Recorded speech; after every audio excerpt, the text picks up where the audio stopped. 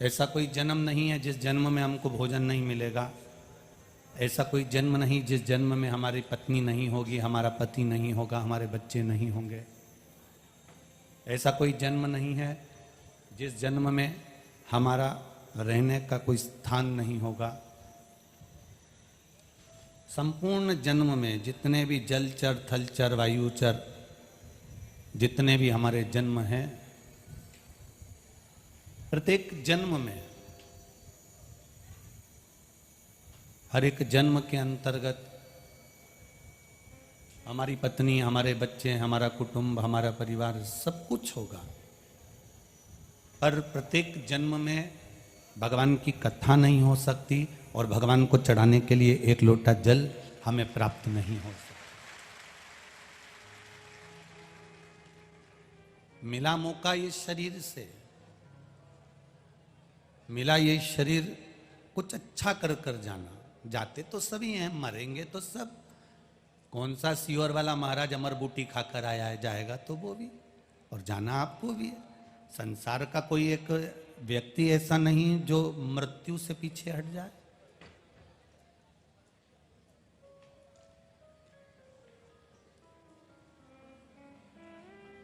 जैसे आपके पड़ोसी आपके पास में रहते हैं, आपके रिश्तेदार आपके पास में रहते हैं, ये पक्का है। जितने शंकर भगवान को जल चढ़ाने वाले हैं, जितना शंकर भगवान का गुणगान करने वाले हैं, जितना शंकर भगवान का स्मरण करने वाले हैं, ये भी कोई साधारण सी भूमि पर निवास नहीं करेंगे, साधारण सी जगह पर नहीं रहेंगे। परिवार वाले भले साथ छोड़ दें, नातेदार रिश्तेदार भले साथ छोड़ दें, कुटुंब कबीले वाले भले साथ छोड़ दें, हमारे अपने हमें भले छोड़ दें, पर जिस महादेव को आपने एक लोटा जल चढ़ाया है, उस महादेव ने आपके हाथ को पकड़ कर रखा है। सब छोड़ देंगे पर मेरा महादेव आपको नहीं छोड़ेगा।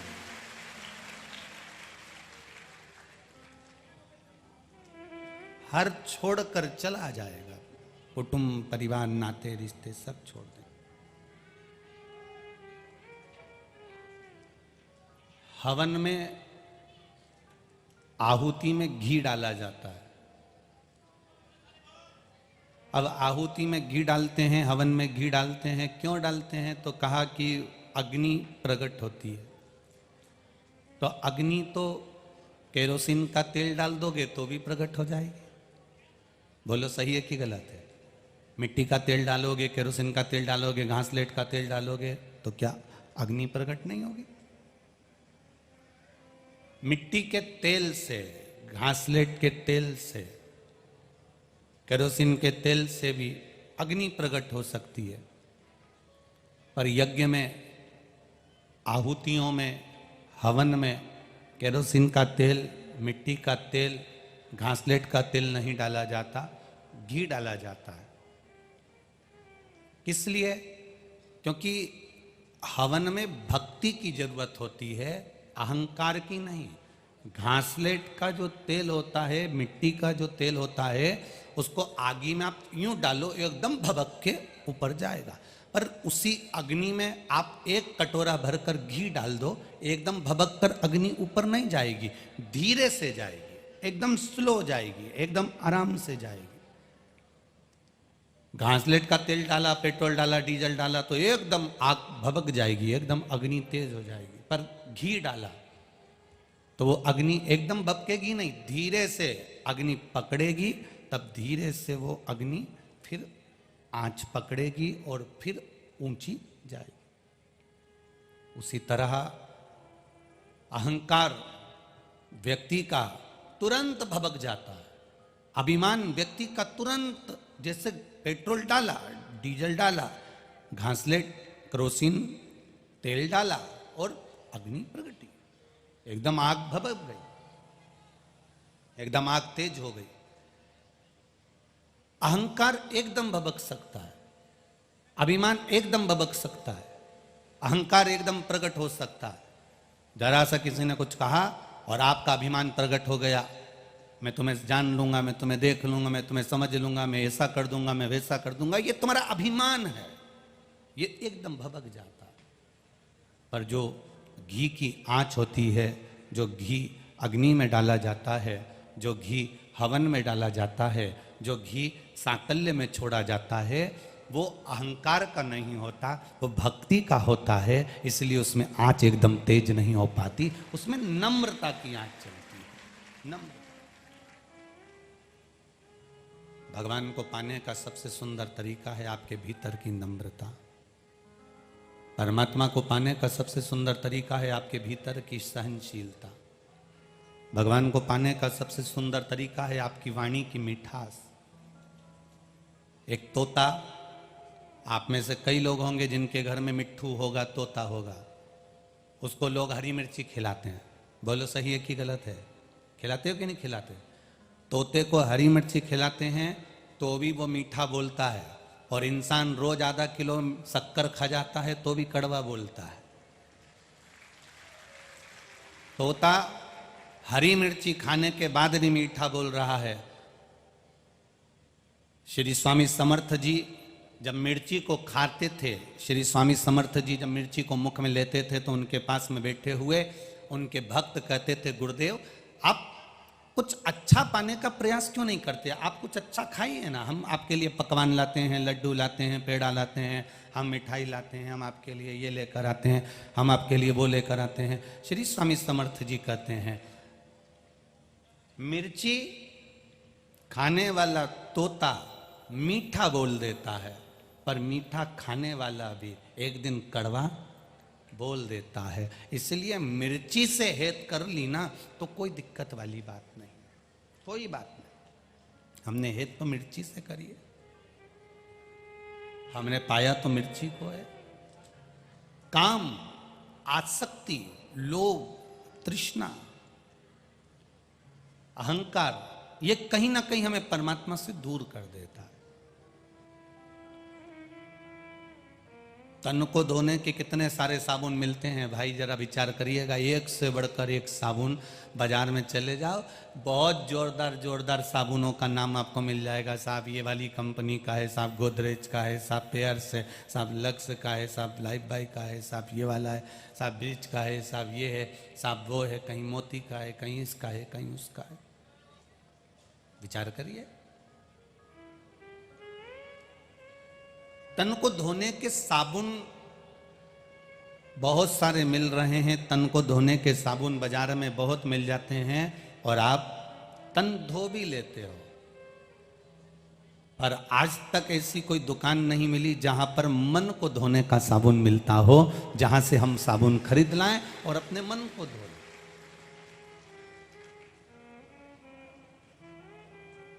हमने महाराष्ट्र की इस भूमि पर एक चीज देखी है, वो कहे बिगन नहीं रहेंगे। महाराष्ट्र के लोग क्या करते हैं, जब बर्तन बहुत काला हो जाता है, मांझ मांझ कर देख लिया कि बहुत काला हो गया, बहुत घसा उसे, बहुत घसा, पर वो बर्तन उजला ही नहीं हुआ, वो बर्तन साफ ही नहीं हुआ।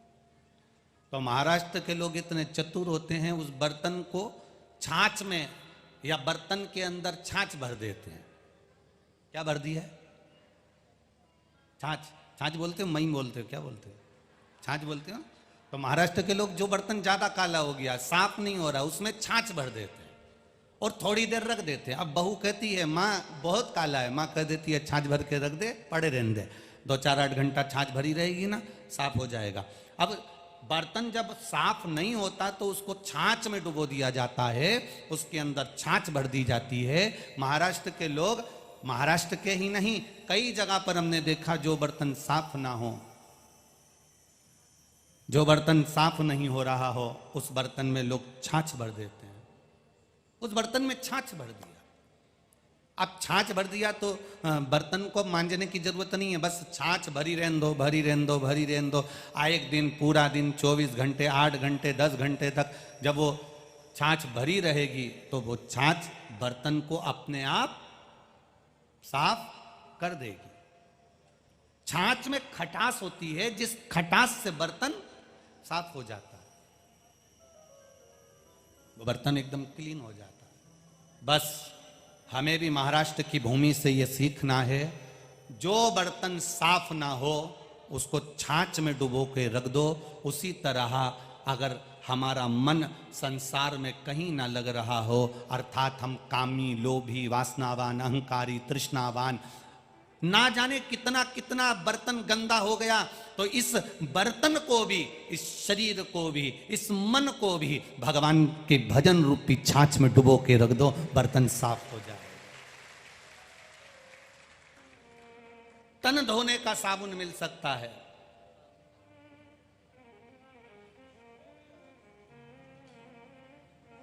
आजकल तो साबुन भी खत्म हो गया। साबुन की जगह आजकल बॉडी वॉश आ गए, वो क्या बोलते हैं, सोप आ गया, बॉडी सोप क्या बोलते हैं, वो फेस वॉश भी आ गया हो।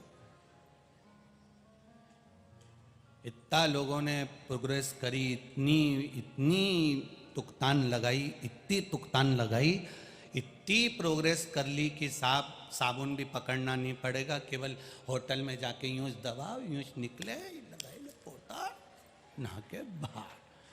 और चलो तो चलो, हैदराबाद कथा करने गए थे, वहां तो बाल्टी भी नहीं धरी उनने, ना डब्बा धरा। हमने पूछा भायती जी से, हमने कहा भायती जी इसमें तो बाथरूम में बाल्टी और डब्बा कुछ भी नहीं है। एक गुरुजी जरूरत ही नहीं है। हमने कहा क्यों जरूरत नहीं है? बस ऐसी बटन दबाओ, ऊपर से पानी गिरेगा ना, नहा धो के चल दो।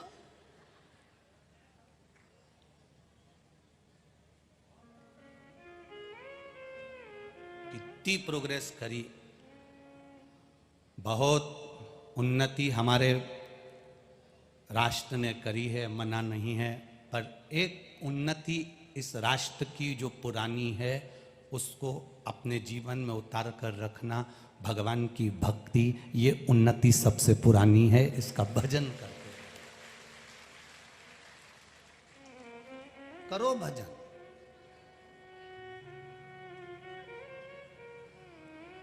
स्कूल में आपको कमाने का तरीका सिखाया जाएगा,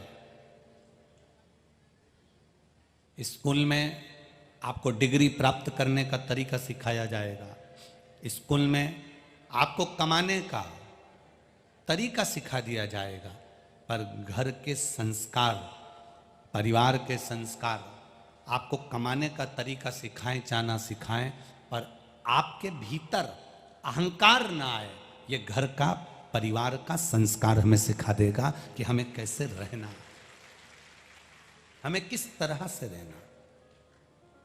बहुत लोगों ने उन्नति कर ली, हर जगह पर लोग, बैंक आपको खूब पैसा उधार देने को बैठी है, मकान बना लो, लोन ले लो। बहुत सारे बैठे होंगे, लोन लेके मकान बनाया होगा। गाड़ी लेना है, बोलते जाओ, जम के बोलो, लोन ले लो। शादी करना है, लोन ले लो। लोन से, कर्जे से आप बंगला बना सकते हो, लोन से, कर्जे से आप गाड़ी ले सकते हो, लोन से, कर्जे से आप शादी भी कर सकते हो, लोन से, कर्जे से आप ऐश और आराम की जिंदगी भी जी सकते हो, पर लोन से, कर्जे से आप मन से कभी सुखी नहीं रह सकते, ये निश्चित रखिए। आप भीतर से कभी सुखी नहीं रह पाओगे, टेंशन बना ही रहेगा। देना है, उसका नाम है कर्जा। कर्जे का मतलब पूरा अगर समझेंगे तो कर कर के जा, उसका नाम, जम के बोलो जरा, कर्जा।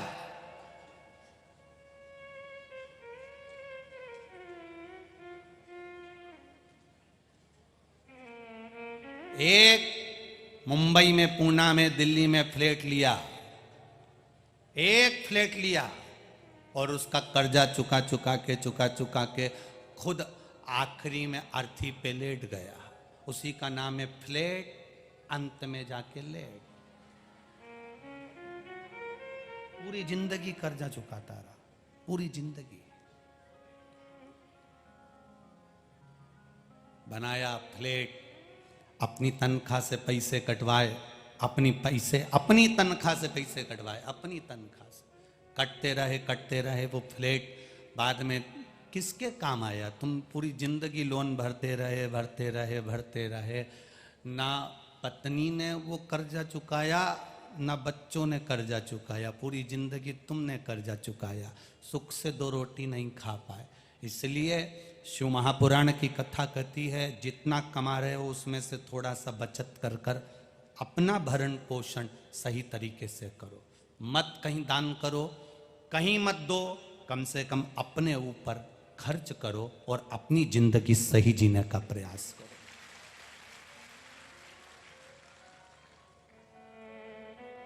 अपना जीवन सही जियो, अपने जीवन को मस्त जीने का प्रयास करो, अपने जीवन को श्रेष्ठ जीने का प्रयास करो। और जब हम अपने जीवन को श्रेष्ठ जीने का प्रयास करेंगे, जब हम अपने जीवन को सही तरीके से जीने का एक प्रयास करेंगे, तो उम्मीद है हमारा वो जीवन अपने आप सार्थक होता चले जाए। थोड़े में जिंदगी सुख में जियो। क्या भगवान शंकर को बैकुंठ की जरूरत नहीं थी? क्या भगवान शंकर को बहुत सारे धन की जरूरत नहीं थी? क्या भगवान शंकर को वैभव की जरूरत नहीं थी? क्या भगवान शंकर को सत्ता की जरूरत नहीं थी? क्या भगवान शंकर को प्रतिष्ठा की जरूरत नहीं थी? मेरे देवाधिदेव महादेव ने अपने पास में धन दौलत संपदा कुछ भी नहीं रखा, कैलाश पर रहता है, शमशान में रहता है, उसके बाद भी वैकुंठ के भगवान नारायण और ब्रह्मलोक के ब्रह्मा और इंद्रलोक के इंद्र जो विराजमान हैं, जो अच्छे अच्छे पुरियों में रह रहे हैं, अच्छे अच्छे नगर में रह रहे हैं, अपने अच्छे अच्छे शहर में रह रहे हैं, अच्छे अच्छे वैकुंठ में, ब्रह्मलोक में, इंद्रलोक में, अच्छी अच्छी जगह पर जितने देवता रह रहे हैं, उन सारे देवताओं को उठाकर देखना और एक महादेव को उठाकर देखना। अगर सबसे अच्छे सुख से अगर कोई रहता मिलेगा तो मेरा देवाधिदेव महादेव रहता मिलेगा। कुछ नहीं, फिर भी सुखी है। कुछ नहीं है फिर भी सुखी है, कुछ नहीं है फिर भी आनंद में, वो सुखी है, वो आनंद में और बड़ा अलमस्त होकर रह रहा है। भगवान नारायण ने माता लक्ष्मी को देखा होगा आपने, तो नारायण के चरण के पास लक्ष्मी है। बोलो सही है कि गलत है? जम के बोलो जरा, है ना? नारायण भगवान के चरण के पास लक्ष्मी है। ब्रह्मा जी को देखा होगा तो माता सरस्वती को जब भी देखा होगा आपने, कमल के ऊपर बैठी हुई मिलेंगी आपको, वीणा बजाती हुई मिलेंगी आपको। ब्रह्मा जी के पास में माता ब्रह्मणी बैठी हुई है, ब्रह्मा जी के नजदीक में बैठी। पर देवाधिदेव महादेव के यहां पर माता पार्वती को कभी आपने देखा होगा तो शंकर भगवान नीचे, आप राजराजेश्वर जी के मंदिर में जाकर देख लेना, आप शंकर जी के जितने मंदिर हो वहां जाकर देख लेना, जहां तुम्हारा मन पड़ जाए वहां चले जाना और वहां जाकर देखना, शिव जी नीचे हैं और पार्वती मैया थोड़े से ऊंचे पर हाथ जोड़कर बैठी हैं।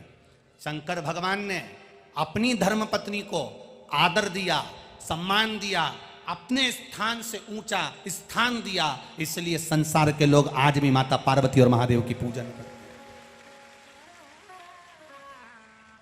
जो नारी का आदर करना जानता है, नारी का सम्मान करना जानता है, जो नारी का सत्कार करना जानता है, जो नारी का आदर करना जानता है, वो दुनिया में अग्रण्य बढ़ता चले जाता है, आगे बढ़ता चले जाएगा, अग्रण्य बढ़ता चलता है।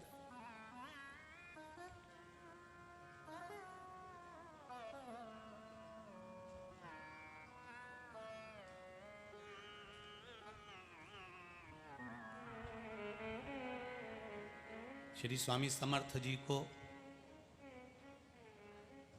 समाधि में जब वो लीन हो रहे थे,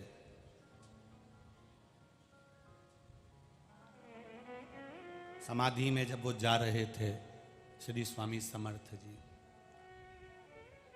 तो किसी ने उनसे पूछा, गुरुदेव आप ये शरीर शिव में विलीन कर रहे हैं, आप ये शरीर शिव में समाहित कर रहे हैं, गुरुदेव पूछना चाहते हैं आपसे,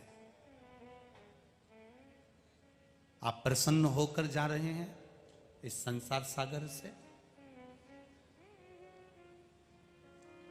श्री स्वामी समर्थ जी ने कहा, अपने भक्तों से कहा, मेरे पास में दो मेरे सेवक आए, एक चोलप्पा आया और दूसरा सुंदर बाई आई। एक चोलप्पा आया, एक सुंदर बाई आई, और दोनों को मैंने बहुत समझाने का प्रयास करा, दोनों को बहुत कुछ समझाया मैंने,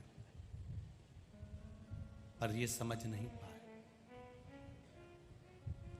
शिव महापुराण की कथा कहती है, एक अपनी पत्नी को, एक अपने पड़ोसी को और एक अपने पुत्र को समझाना सबसे कठिन काम है। दुनिया का कोई विद्वान से विद्वान, श्रेष्ठ से श्रेष्ठ भी अपनी पत्नी को, अपने पड़ोसी को और अपने पुत्र को समझा नहीं सकता। एक बड़े से बड़ा, जिससे पूरा थाना डरे, जिससे एक एक व्यक्ति डरता है। एक टीचर पढ़ाने के लिए स्कूल में जाता है, उससे सारे बच्चे कांपते हैं, पर उसी का पुत्र उससे नहीं कांपता। एक थाने में रहने वाला, जिससे पूरा मोहल्ला कांपता है, उसी से उसका पुत्र नहीं कांपता। एक मंत्री, संतरी, कलंतरी, राजनेता जो पूरे प्रदेश को संभाल सकता है, वो अपने पुत्र को नहीं संभाल पाता। क्यों? क्योंकि उसको संस्कार से विहीनता प्राप्त हो जाती।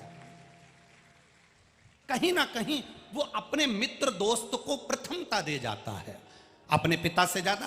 भले उसकी वहां बहुत चलती है, उस शिक्षक की वहां बहुत चलती है, उसकी वहां चलती है। एक संत, एक साधु, एक गुरुजन, एक सन्यासी, एक विद्वान पंडित जो दुनिया में प्रवचन देता फिरे, दुनिया में अच्छी अच्छी बातें कहता फिरे, वो भी अपनी औलाद को नहीं समझा सकता। बड़ी कठिनता है। स्वामी समर्थ के विचारों को समझिएगा, स्वामी समर्थ के भाव को समझिएगा। स्वामी समर्थ ने कहा, मेरे पास में दो शिष्य रहे, एक चोलप्पा और एक सुंदर बाई। इन मैं दुनिया को प्रवचन देता था और दुनिया मेरे प्रवचन सुनकर साथ जाती थी, पर चोलप्पा के अंतर्गत भी लोभ भरा हुआ था और सुंदर बाई के अंतर्गत भी लोभ भरा हुआ था। ये अपने लोभ से छूट नहीं पाए। एक पिता अपने पुत्र से कह रहा है, 100 बच्चों को एक बाप ने पढ़ाया, एक पिता ने पढ़ाया, एक टीचर ने पढ़ाया, 100 बच्चों को पढ़ाया और बच्चों को पढ़ाकर उन्होंने अव्वल बना दिया। और एक पिता अपने बेटे से कहता है, मेरे पास बैठ जा, मैंने इतने बच्चों को पढ़ा दिया है, इतने बच्चों का जीवन बना दिया है, मैं तुझे गणित समझा दूंगा, मैं तुझे विज्ञान समझा दूंगा, मैं तुझे संस्कृत समझा दूंगा, मैं तुझे साइंस बता दूंगा, मैं तुझे मैं फिजिक्स बता दूंगा, मैं तुझे केमिस्ट्री बता दूंगा। एक पिता अपने बच्चे से कह रहा है, मेरे पास बैठ, मैं समझा दूंगा, पर बेटा बाप के प्रति विश्वास जागृत नहीं कर पा रहा। वो जागरूकता, विश्वास की कहां चली गई? संस्कारों से विहीन हो गया, संस्कारों से विहीन। जैसे जैसे शिक्षा ऊंची होती चली गई, शिक्षा के साथ में कपड़े भी ऊंचे होते चले गए, और कपड़े ऊंचे होते चले गए और व्यक्ति के कर्म नीचे होते चले गए। पुरानी शिक्षा में भी तन ढका रहता था, कपड़े ऊंचे नहीं होते थे पुरानी शिक्षा में। आज के जमाने के बच्चों को पुराने जमाने के कपड़े केवल शादी में पसंद आते हैं तो लहंगा चोली पहन लेते हैं। आज के जमाने के बच्चों को विवाह पार्टी में केवल पुराने कपड़े अच्छे लगते हैं। मैंने राजस्थानी पहन लिया, मैंने मराठी पहन लिया, मैंने नाक में इतनी बड़ी लौंग धारण कर ली, मैंने बुंदा पहन लिया, मैंने बड़ा मंगलसूत्र। ये केवल शादी तक सीमित है, एक दिखावे तक सीमित है। पर संस्कार कहां गए? संस्कारों की प्रबलता कहां गई? कपड़ा ऊंचा होते चले जा रहा है और व्यक्ति का कर्म नीचा होते चले जा रहा है। जरा जरा सी बच्चियों के साथ जो दुष्कर्म होता चले जाता है, सोचने वाली बात है कि वो कर्म क्या कर बैठा है, कर्म क्या करा, कहां जा रहे हैं हम? पहले कथा में कहा, फिर कह रहे हैं, एक पौधा, एक पेड़ लगाओगे, उस पेड़ की जड़ को मिट्टी में ढक कर रखोगे तो पेड़ उन्नति करेगा। बोलो सही है कि गलत है? अगर जड़ दिखती रहेगी तो पेड़ उन्नति करेगा क्या? बोलो, जम के बोलो रे महाराष्ट्र वालों, करेगा उन्नति? पेड़ की जड़ मिट्टी में दबी हुई है, पेड़ उन्नति करेगा। पेड़ की जड़ मिट्टी में दबी है, वृक्ष उन्नति करेगा। वृक्ष की जड़ दबी हुई है तो वो उन्नति करेगा। वो वृक्ष की जड़ दबी होना चाहिए मिट्टी में। अगर वृक्ष की जड़ मिट्टी में दबी है तो वृक्ष उन्नति करता चले जाता है। उसी तरह मनुष्य की भी जड़ है ये नाभि, और ये नाभि अगर आपके कपड़े से ढकी हुई है तो आप भी उन्नति करते चले जाओगे, ये निश्चित है। पेड़ की जड़ दिखेगी तो पेड़ कभी उन्नति नहीं कर सकता, और जिसकी नाभि दिखेगी वो कभी जिंदगी में उन्नति नहीं कर सकता, ये निश्चितता है। ये जड़ ढकी होना चाहिए। पर ना जाने फैशन कहां से आ गया, ना जाने किस फैशन की ओर हम बढ़ रहे हैं। अपनी सभ्यता को छोड़कर, अपनी संस्कृति को छोड़कर, अपनी मर्यादाओं को छोड़कर हम विचार करते हैं मैं इतनी पढ़ी लिखी, मैं इतना पढ़ा लिखा, मैं इतनी पढ़ी लिखी, मैं इतना पढ़ा लिखा।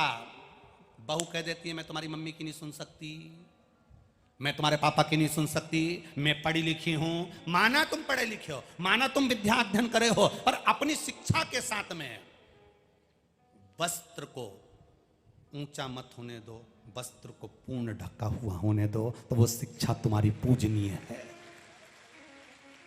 वो शिक्षा तुम्हारी पूजनीय है। जिस शिक्षा के अंतर्गत हमारा कर्म बेकार हो जाए तो वो शिक्षा किस काम की। आप दूसरे का दर्द नहीं सहन कर पा रहे, आप दूसरे का दुख सहन नहीं कर पा रहे, आप दूसरे की प्रतिष्ठा नहीं देख पा रहे, आप दूसरे का आनंद नहीं देख पा रहे, वो शिक्षा किस काम की। उसका सुख क्या है। बहुत बड़ा दुख हृदय में था श्री स्वामी समर्थ जी के।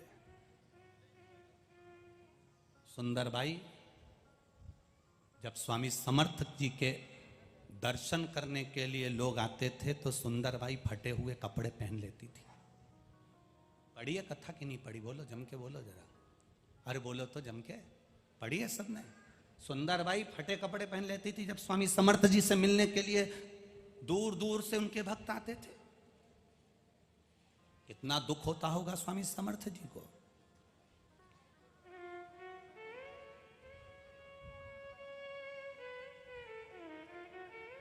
बहू को लाने से पहले सास ने शादी के दिन के पहले ही बहू को कई सारी साड़ी दे दी। आप में से जितनी सास बैठी हैं इनसे पूछना इन्होंने बहुओं को साड़ी दी कि नहीं दी। शादी के पहले ही 5 साड़ी, 7 साड़ी, 11 साड़ी पेटी में रखकर, कपड़े, चप्पल, सब सामान, यहां तक डब्बा भी दिया पेंटिंग का। बोला दिया कि नहीं दिया? सब दिया, चप्पल भी दी, सामान भी दिया, सब दिया। उसके बाद भी घर में बहू आने के बाद जब घर में मेहमान आए और बहू फटे हुए कपड़े पहनकर आए तो सास को बुरा नहीं लगेगा क्या कि मैंने इतना दिया, इसके पति ने इतना दिलाया, घूमने गई थी पुणे से, वहां से लेके आई, मायके गई थी, वहां की पड़ी हुई साड़ी इतनी सारी है, तो फटा हुआ क्यों पहन रही है? बेकार कपड़े क्यों पहन रही हो? अच्छे कपड़े हैं ना तुम्हारे पास में, वो पहनना चाहिए ना, पर क्यों पहन रही हो? उसका कारण केवल इतना सा है कि वो दिखाना चाहती है कि हमारे को ये कुछ नहीं देते। उसी तरह सुंदरबाई जब फटे हुए कपड़े पहनकर स्वामी समर्थ जी के सामने आती हैं और स्वामी समर्थ के दर्शन करने के लिए ढेर सारे भक्त उनके द्वार पर खड़े रहते हैं, उनका ध्यान सुंदरबाई पर गया। सुंदरबाई को देखकर स्वामी समर्थ की आंख में से आंसू बह निकला। आज मेरा महादेव जो स्वामी समर्थ का रूप है वो आंख से आंसू बहाता है। पास में खड़ा हुआ एक भक्त पूछ लेता है, गुरुदेव, गुरुवर, आपकी आंख में जल है? आपकी आंख में जल? स्वामी समर्थ कहते हैं, सुंदरबाई, इतना वस्त्र है सुंदरबाई के पास में, पर जब जब कोई दर्शन करने आता है तो ये फटे हुए वस्त्र पहन लेती है। लोगों को लगता है इसके पास में नहीं है तो लोग नया वस्त्र इसको दिलाने के लिए ले जाते हैं और ये नए नए वस्त्र, नए नए आभूषण खरीदती रहती है। मेरा दर्शन तो इसके लिए केवल एक व्यापार के सिवा कुछ भी नहीं है, कुछ नहीं, व्यापार के सिवा।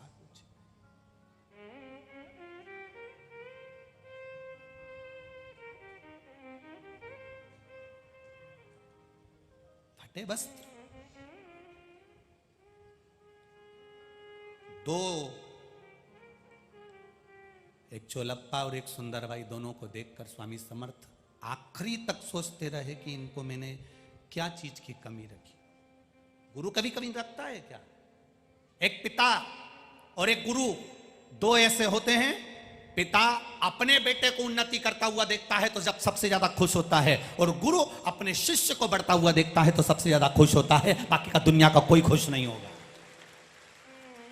एक पिता और गुरु ऐसे होते हैं जो बढ़ते हुए देखते हैं। बाप अपने बेटे को बढ़ता हुआ देखेगा तो खुश होगा, गुरु अपने शिष्य को बढ़ता हुआ देखेगा तो खुश होगा।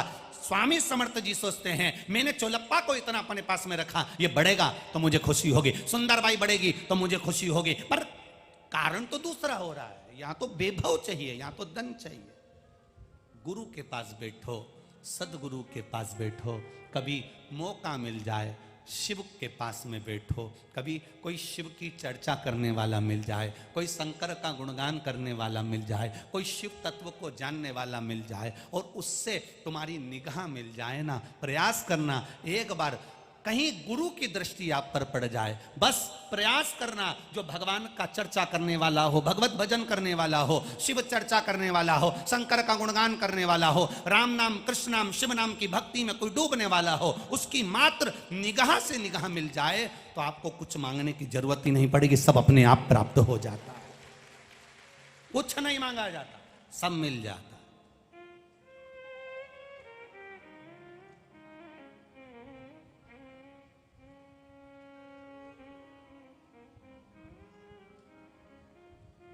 आप भजन कर रहे हैं, आप उसकी निगाह में हैं। किसी दुकान में जाकर बैठोगे तो लिखा रहता है आप कैमरे की निगाह में। भगवान जब पैदा करा था तो अपने अंदर एक सिम डाल के भेज दी थी कि तू कहीं पर भी रहेगा मुझे मालूम पड़ता रहेगा। आजकल ऐसी सिम लोग बाग गाड़ी में भी लगा के रखते हैं, जिसको चिप कहते हैं। गाड़ी कहीं पर भी रहती है, उनको मोबाइल पर मिलता रहता है। आकोला पहुंच गई, मोबाइल पे मिलता रहेगा। अंजनगांव पहुंच गई, अमरावती पहुंच गई, मंगरूल पहुंच गई, वासिम पहुंच गई। उनको मोबाइल पर अपडेट मिलता रहता है कि गाड़ी कहाँ कहाँ पहुंची है, कहाँ गई, कितना पेट्रोल लिया, किस जगह से निकली, कौन टोल टैक्स पड़ा, कहाँ रुकी थी, कितने घंटे रुकी थी। एक चिप गाड़ी के अंदर लगी रहती है, मालूम पड़ता रहता है गाड़ी कहां तक पहुंची। परमात्मा ने जब माता के गर्भ में तुम्हें भेजा, मां के गर्भ में जब तुम उल्टे लटके थे, माता के गर्भ से जब बाहर निकले, बस जिस समय तुमने नेत्र खोले, सिम ने, चिप ने काम करना प्रारंभ कर दिया। मरोगे तब तक उसकी निगाह में रहोगे कि तुमने कितना झूठ बोला, कितना सत्य बोला, कितना भजन करा, कितना कीर्तन करा, कितना मंत्र जाप करा, कितना स्मरण करा, कितना धोखा दिया और कितना आनंद पाया। ये सिम भगवान को बताती रहती है। तुम किसी को बताओ चाहे मत बताओ कि मैंने कुछ नहीं करा, मैंने कुछ नहीं करा। या तुम दुनिया के लोगों को आप कह सकते हो कि मैं बहुत सरल हूं, मैं बहुत भोला, मेरे बराबर कोई नहीं, परंतु उसको सब मालूम है रे कालिया तेरा क्या होगा, उसे सब मालूम। एक एक चीज उसके स्मरण में है। आप किससे छुपा रहे हो?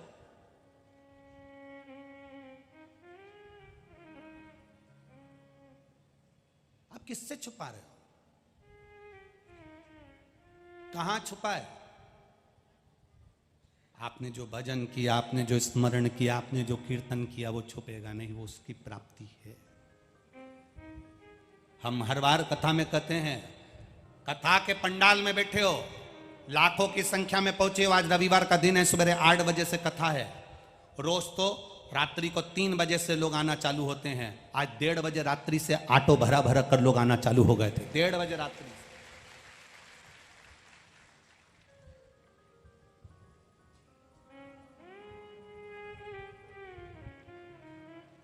कई लोग कहते हैं गुरुजी,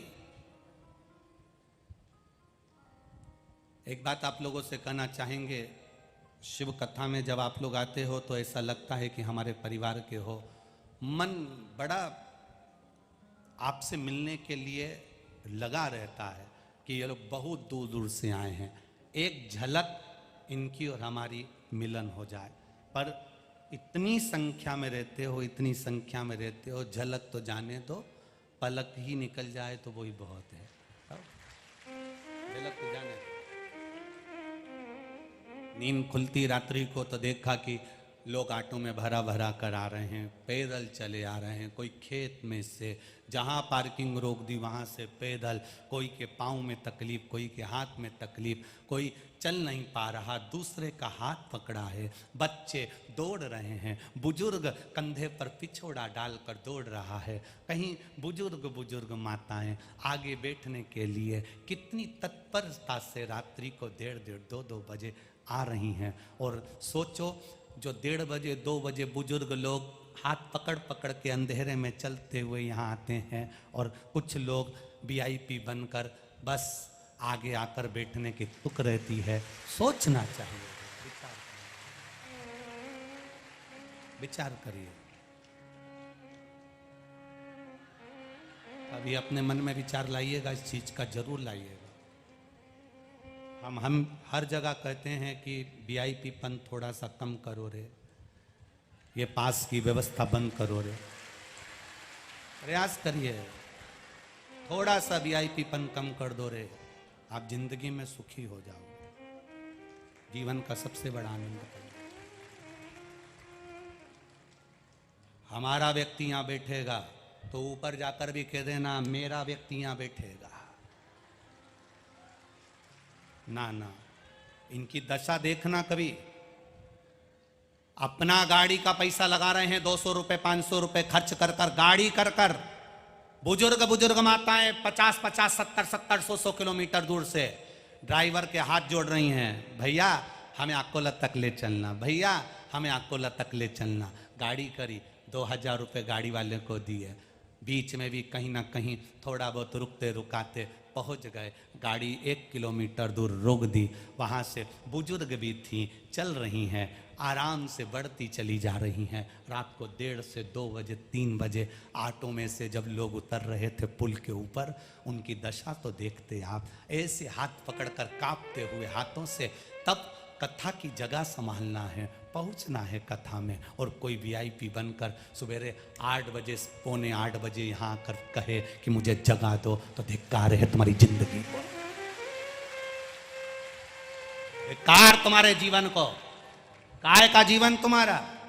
वो कांपते हुए हाथ नहीं दिखते, वो चलते हुए पांव नहीं दिखते, कमर झुक रही है। मैं एक महिला का वर्णन क्या करूं, जैसे हम जेंट्स धोती पहनते हैं ना पंडित लोग, ऐसी वो माँ मराठी धोती पहनी हुई थी, इतनी बुजुर्ग कि कमर पूरी झुकी हुई थी, एक लड़की का हाथ पकड़कर चली जा रही। थोड़ी देर उसने, वो पुल की बात, थोड़ी देर खड़ी हुई, उसने बेटी से कहा, मुझे यूं इशारा कर रही, चक्कर आ रहा है। बेटी ने पानी दिया, माँ को पिलाया, थोड़ी देर बैठे, हम देख रहे थे, वो फिर हाथ पकड़कर चलकर कथा के पंडाल में पहुंच गई। सोचिएगा जरा, भक्ति किसको कहते हैं, भजन किसको कहते हैं, स्मरण किसको कहते हैं, कीर्तन किसको कहते हैं, मंत्र जाप किसको कहते हैं, नाम जाप किसको कहते हैं। और ऐसी बुजुर्ग माँ कथा के पंडाल में नहीं भी पहुंचे, भगवान का नाम नहीं भी ले, जहां बैठी है वहां से शिव पुराण को याद कर ले, मेरा महादेव वहां पहुंच जाएगा, मेरा महाकाल राजा वहां पहुंच जाएगा। सुंदरबाई को देखकर स्वामी समर्थ जी की आंख में आंसू भर जाते थे। अरे सुंदरबाई, लोग दर्शन करने आ रहे हैं और तू पुरानी साड़ी पहनकर, पुराने वस्त्र पहनकर इनके आगे कह रही है मेरे पास में कुछ भी नहीं, मेरे पास में कुछ भी नहीं। लोग तुझे ले जाकर कहीं बाजार में खड़ा कर देते हैं, साड़ी दिला देते हैं, सामान दिला देते हैं, क्या है ये? स्वामी समर्थ की आंख में जल भरा हुआ है। मेरे दर्शन को भी धंधा बना लिया सुंदरबाई तूने, बिजनेस बना लिया तूने। आंख में जल भरा था स्वामी समर्थ जी के, आंख में जल। संत सदगुरु, एक पिता और एक गुरु कभी अपने शिष्य को, अपने बेटे को ऊंचा बढ़ते समय दुखी नहीं होगा, बहुत खुश होगा। आप जब महादेव के मंदिर में, राजराजेश्वर के मंदिर में जब दर्शन करने जाते हो, या आपके नगर के शिवालय में, शंकर के मंदिर में एक लोटा जल चढ़ाने के लिए जाते हो, कोई आपका स्मरण करे ना करे, कोई आपको देखे ना देखें, आपकी भक्ति इतनी प्रबल होना चाहिए। आप जब जल चढ़ाएं तो महादेव आपको देख रहा है और जल चढ़ाने के माध्यम से वो आपको सुन रहा है, बस ये होना चाहिए। एक पत्र आया है, उस पत्र में दीपाली नरेंद्र शोल के। मेरे भाई का नाम मनोज हरिभाऊ भाल तिलक, उम्र 42 साल, सांगलूद अंबदेवी अकोला महाराष्ट्र से हैं। कहीं बैठी हो तो हाथ हिलाइएगा, कहीं बैठी हो तो हाथ हिलाइएगा। अंबदेवी अकोला महाराष्ट्र से हैं। दीपाली नरेंद्र शैल के, अब रोल के है कि शोल के है पता नहीं। मेरे भाई का नाम मनोज हरिभाऊ भाल तिलक, 42 वर्ष की आयु है। हम क्या वर्णन करें गुरुदेव। 2022 मार्च के महीने में मेरे भाई को एक गांठ हो गई। वो गांठ बहुत दर्द करने लगी, गठान। जब दर्द करती तो हम उसको दिखाने के लिए अकोला के हॉस्पिटल में ले गए। अकोला के हॉस्पिटल में दिखाया तो उस गांठ को जब चेक किया गया और उस गांठ में से कुछ निकाल कर मुंबई भेजा गया तो मालूम पड़ा कि वो गांठ कैंसर की है। फिर हमने हिम्मत नहीं हारी, सोनोग्राफी पर सोनोग्राफी कराई और डॉक्टर ने एक ही बात कही। मुंबई तक दिखाया तो उन्होंने कहा कि ये कैंसर की गांठ है। 20 mm की वो गांठ हो गई थी। इसका शीघ्र ऑपरेशन कराना है और बताया कि इसका ऑपरेशन कराइए और इसमें 4th स्टेज का कैंसर है। लगभग इसके 20 कीमो होंगे, 25 रेडिएशन होंगे, ऐसा सब उन्होंने बताया। अब करें क्या गुरुदेव। बस बाबा के सिवा कुछ नहीं था। जब हॉस्पिटल में दिखाने के लिए गए तो कोई ने आकर कहा कि सीहोर वाला महाराज कथा कहता है, टीवी पर आती है, सुनो। शंकर जी को जल चढ़ाकर एक बेलपत्र खाने का बोलता है, कर लो। हमने जब शिव जी पर जल चढ़ाया तो एक ही प्रार्थना करी कि हमारे भैया को ठीक कर देना बाबा, कैंसर हो गया है, 4th स्टेज का है। जल चढ़ाते, पानी पिला देते, बेलपत्री लाकर भैया को खिला देते। गुरुदेव 90% कैंसर मेरे भाई का समाप्त हो गया है और अब मेरा भाई भी शिव मंदिर में जाकर जल चढ़ाता है और बेलपत्र खाता है। जहां भी बैठी हो बहन, आपको बहुत बहुत साधुवाद है। बाबा की कृपा आप पर बनी रहे और आप शिव भक्ति में ऐसे ही लगे रहे। एक विश्वास जागृत करिए, अपने भीतर एक भरोसा जागृत करिए और जब विश्वास जागृत हो जाएगा, आप देखिए द्रौपदी का चीर खींच रहा था, उसके 5 पति बैठे हुए थे। धृतराष्ट्र काका ससुर बैठा है, गांधारी बैठी है काकी सास, भीष्म पितामह बैठे हैं, गुरु द्रोणाचार्य बैठे हैं, 5 पति बैठे हैं, पूरी सभा लगी हुई है और द्रौपदी चीख चीख कर पुकार रही है, मेरे चीर को कोई बचा लो। धृतराष्ट्र से कहा तो कहते मेरी आंख नहीं है, गांधारी कहती है मेरी आंखों पर पट्टी बंदी है, भीष्म पितामह कहते मैंने दुर्योधन के घर का अन्न खाया है, पांडव कहते हम कुछ नहीं कर सकते क्योंकि हमने तेरे को जुए में हारा है। रोती हुई द्रौपदी अपने गुरुजी के दरवाजे पर पहुंच गई, जहां गुरु द्रोणाचार्य बैठे थे। गुरुजी से जाकर कहा, गुरुदेव आपकी शिष्या हूं, गुरु मंत्र लिया है मैंने, आज आपकी बेटी नग्न हो रही है, आप साथ नहीं दोगे? गुरु ने जो कहा आपकी जिंदगी में आप भी याद रखिएगा। गुरु द्रोणाचार्य कहते हैं, सुनो द्रौपदी, ना तो सभा में बैठे हुए तेरे पति तेरा साथ देंगे, ना ये भीष्म पितामह, ना धृतराष्ट्र गांधारी साथ देंगे और ना तेरा ये गुरु साथ देगा। पर एक बात याद रखना द्रौपदी, गुरु तेरा साथ नहीं देगा, पर गुरु ने जो वचन तेरे कानों में दिए हैं उसको अगर तूने पकड़ लिया तो वो तेरा साथ दे जाएंगे। आपकी दुख की घड़ी में सीहोर वाला महाराज नहीं आएगा, आपकी दुख की घड़ी में सीहोर वाला महाराज तुम्हारे सामने खड़ा नहीं होगा। हाँ, कोई दूसरा महाराज हो और वो कहता हो कि हम तुम्हारे दुख की घड़ी में खड़े रहेंगे तो बात दूसरी है। मरते समय वेंटिलेटर पर ना परिवार वाले होंगे, ना कुटुंब वाले होंगे, ना कोई महाराज, ना कोई संत, ना साधु होगा।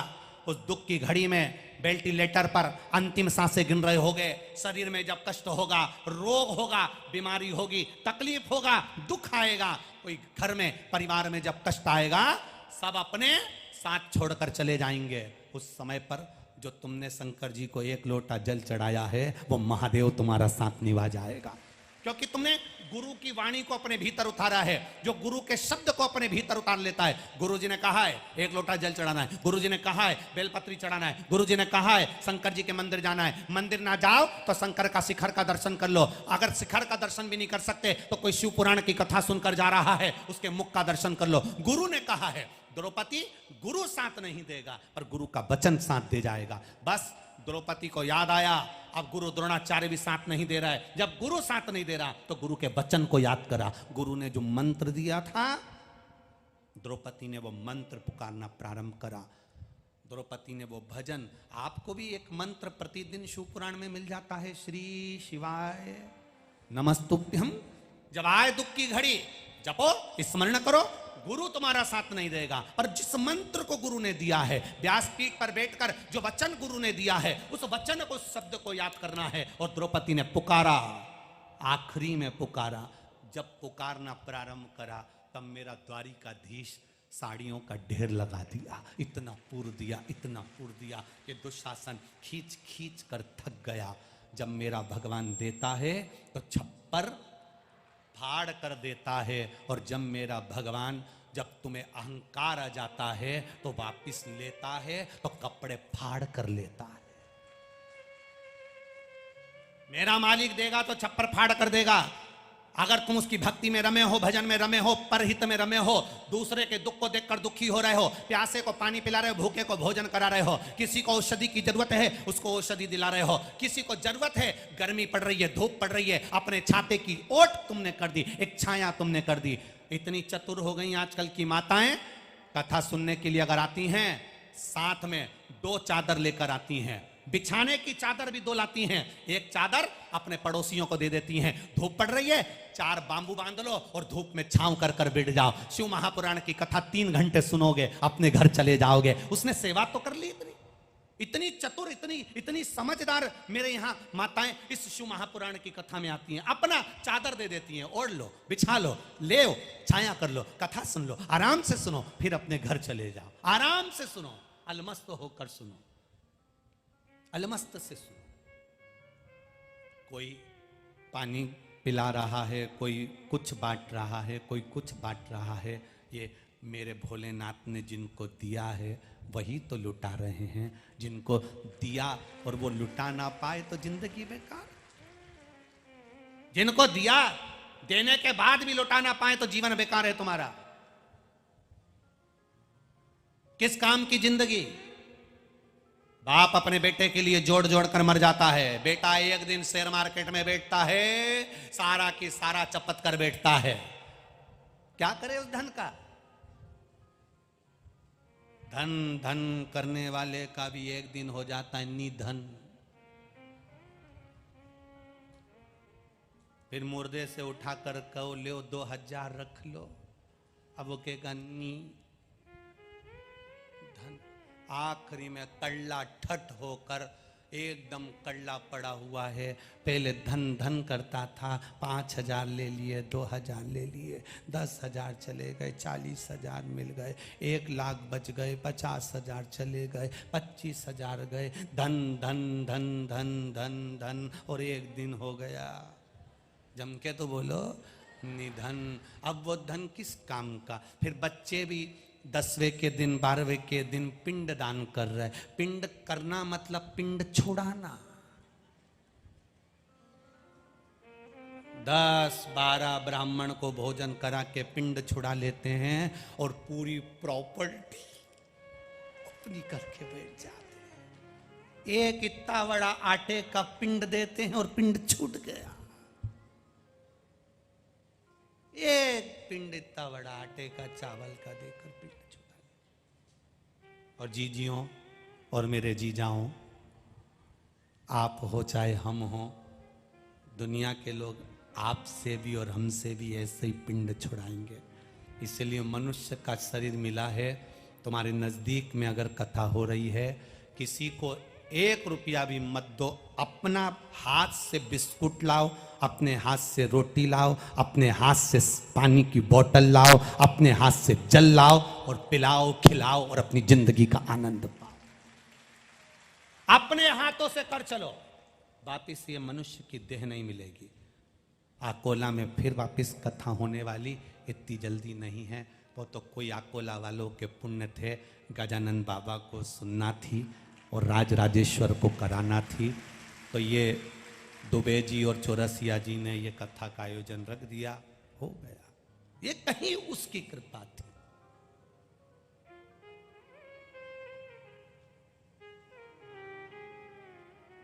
चारों तरफ का रस भरा है, इसलिए ये चौरसिया है।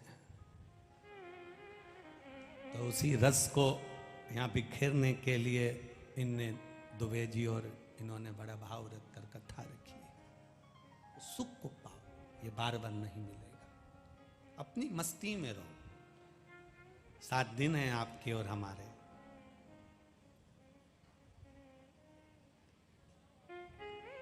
तन को धोने का साबुन बाजार में मिल सकता है, मन धोने का नहीं मिलेगा।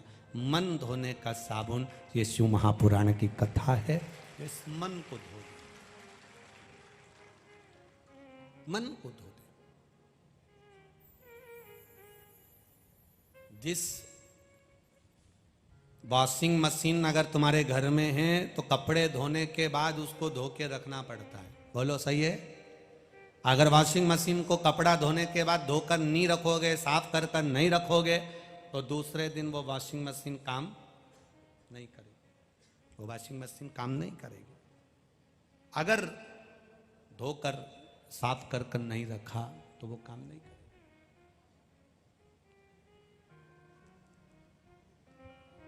उसी तरह रोज वॉशिंग मशीन को कपड़े धोने के बाद धोना पड़ता है। कचरे के डब्बे को रोज धोना पड़ता है, वरना वो बदबू मारता रहता है। उसी तरह रोज शिव महापुराण को 5 मिनट मोबाइल पर सुनो, चाहे टीवी पर सुनो, चाहे पंडाल में सुनो, क्योंकि ये कचरे का डब्बा, कहीं अहंकार हमारे भीतर प्रकट ना हो जाए, कहीं लोभ, आसक्ति, तृष्णा, वासना बदबू ना मारने लगे। इसलिए इसको साफ करते रहो, धोते रहो, जिससे ये बदबू ना दे। साफ रखिए, प्रतिदिन धोइए।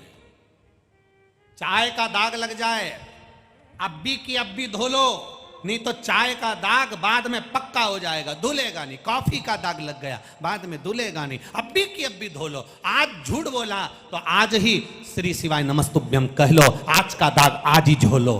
आज का दाग आज धोगे तो चल जाएगा, बाद में धोगे साफ नहीं हो पाएगा। रोज हम झूठ बोलते हैं, रोज हम कपट करते हैं, रोज हम बेईमानी करते हैं, रोज हम कुछ ना कुछ गलत कर बैठते हैं। तो रोज हमको भगवान का भजन कर लेना चाहिए, जिससे हमारा दाग आज की आज धुल जाए, साफ हो जाए, हम भक्ति को धारण कर लें। सुंदरबाई को देखकर श्री स्वामी समर्थ जी ने 3 से 4 बार सुंदरबाई को समझाया था, 4 बार चोलप्पा को समझाया था कि तुम क्या कर रहे हो? धन वैभव थोड़ा सा आकर्षण खींच रहे हो, आसक्ति धन की बना रहे हो। धन की आसक्ति।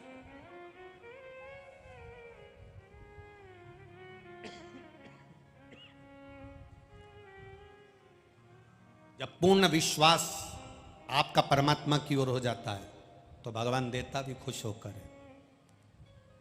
एक पत्र आया है, देखिए।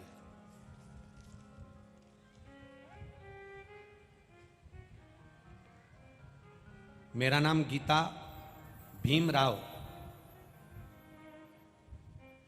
मेरा नाम गीता भीमराव, बाघमारे, मुकाम पोस्ट महान, जिला अकोला से हूँ। कहीं बैठी हो तो हाथ हिलाइएगा, कहीं बैठी हो। मेरा नाम गीता भीमराव, बाघमारे, मुकाम पोस्ट महान, जिला अकोला से हूँ। कहीं बैठी हो तो हाथ हिलाइएगा। आप ही हैं? दोनों हाथे से हिला दो एक बार। श्री शिवाय नमस्तुभ्यम। भांजी की शादी को 6 साल हो गए थे, लेकिन कोई संतान नहीं थी। डॉक्टरों के हिसाब से इसको संतान का सुख नहीं था। डॉक्टरों ने कहा था इनको कुछ कमी है जिसके कारण संतान नहीं होगी। आस छोड़ दी, विश्वास छोड़ दिया। तब टीवी चैनल पर किसी के कहने पर सफेद आंकड़े की जड़ का प्रयोग करा। एक बार सफेद आंकड़े की जड़ कमर में बंधवाई, शिव जी के मंदिर में जाना प्रारंभ करा, पर उस आंकड़े की जड़ ने कोई फायदा नहीं हुआ। जब आंकड़े की जड़ से फायदा नहीं हुआ तो छोड़ दिया, जड़ को वापस फेंक दिया। दूसरी बार फिर 2-3 महीने बाद फिर वापस सफेद आंकड़े की जड़ का फिर प्रयोग करा और पशुपतिनाथ का व्रत करना प्रारंभ करा। तब उस आंकड़े की जड़ को बांधने के बाद परभणी के कथा में गए और परभणी की कथा में जाकर बाबा से विनती करी, कथा सुनी पंडाल में, और बाबा की कृपा से आज मेरी भांजी के यहाँ संतान का सुख है। अब वो गर्भवती है और बाबा ने उसको कृपा कर दी है। बैठिए बहन। श्री शिवाय नमस्तुभ्यं। शिव तत्व इसी को कर। आपका किया भजन, आपका किया गया मंत्र जाप, आपका किया गया स्मरण जब विश्वास के साथ करोगे तो वो देगा।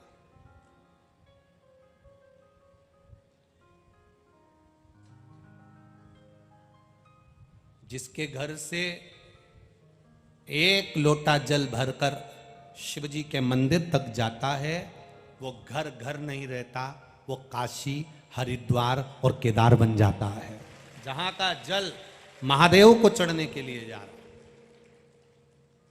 नियम बनाओ अपने घर का एक एक बच्चा, क्योंकि आज तुम जिंदा हो तो तुम्हारे बच्चे पर तुम्हारी छत्र छाया है।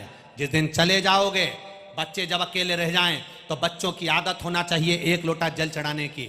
आप चले भी गए, कम से कम महादेव ध्यान रखने वाला तो है, जिसका हाथ तुमने अपने बच्चे का हाथ महादेव को पकड़ा दिया। मतलब जल चढ़ाना मतलब अपना हाथ शिव जी को दे देना। कन्यादान करते समय होता ही क्या है, जल चढ़ाया जाता है। वो जल चढ़ाते हैं, कन्या दान दे दी, कन्या को वर को दे दी।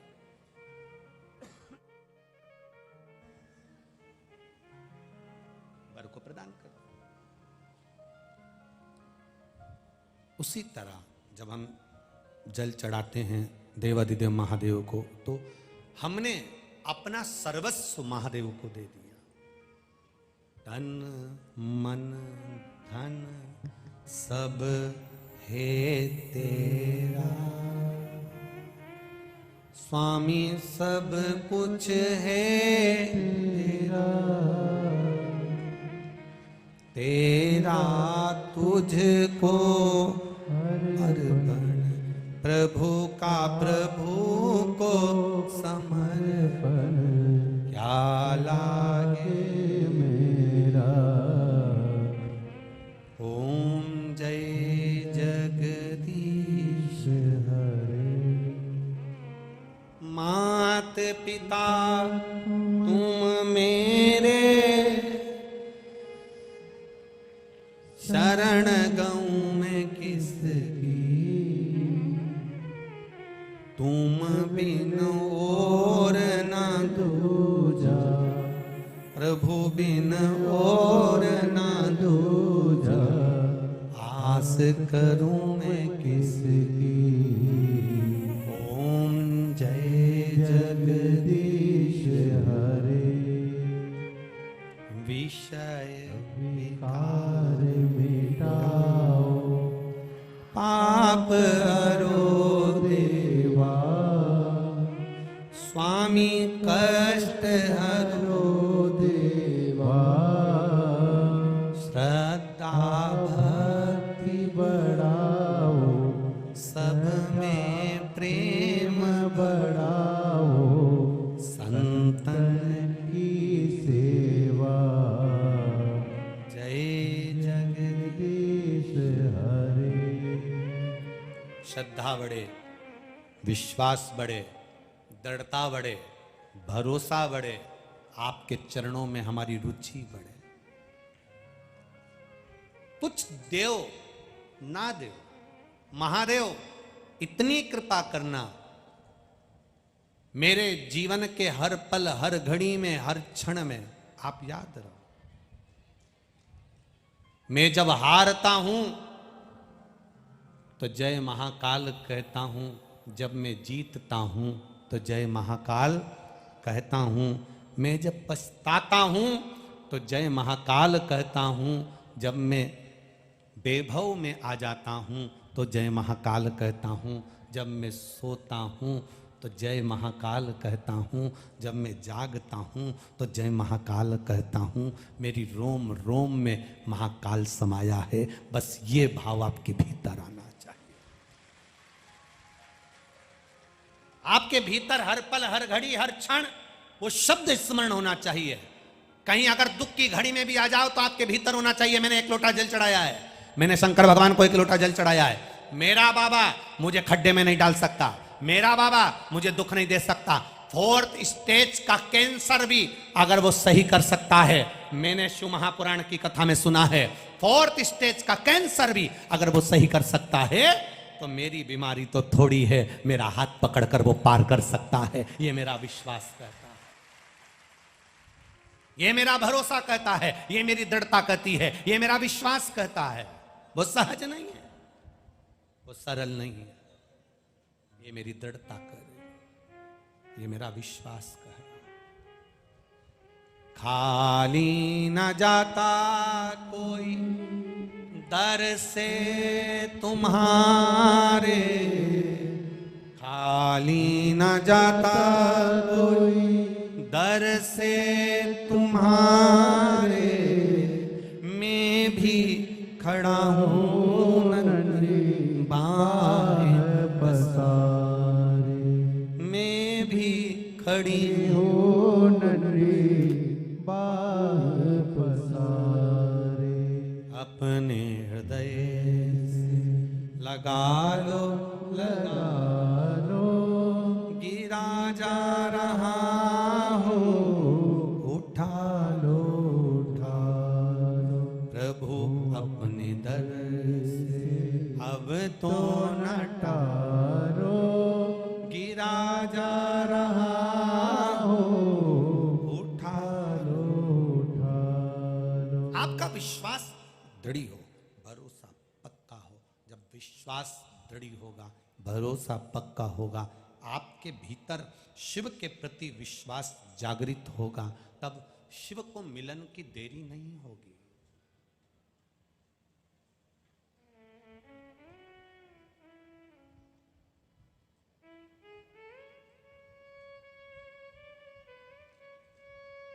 गुरु नानक देव